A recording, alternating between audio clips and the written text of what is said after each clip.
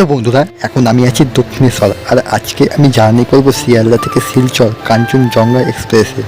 আর আজকে আমাদের ট্রেন ছিল 4 ঘন্টা 30 মিনিটেরও বেশি লেট। ট্রেন আসলো 11টা বেজে 40 মিনিটে। আর আমার সিট নম্বর ছিল S5 61 নাম্বার মিডিল বাস। দক্ষিণেশ্বর ছাড়ার পর বিবেকানন্দ সেতু পার করলো বালিঘাট স্টেশন। আর তারপর ডানকুনি স্টেশন পার করার পর আমাদের ট্রেনের স্পিড ছিল 125 কিলোমিটার পার হাওয়ার। আর তারপরে দেখতে দেখতে আমাদের ট্রেন চলে আসলো বর্ধমান জংশনে। আর এই দিকে নিচের লাইনটা চলে যাচ্ছে আসানসোলের দিকে। আর তারপরে বাইরের দৃশ্য দেখতে দেখতে আমাদের ট্রেন চলে আসলো গুসকরা রেলওয়ে স্টেশনে। আর তারপরেই দেখালাম এই ট্রেনের বাথরুম।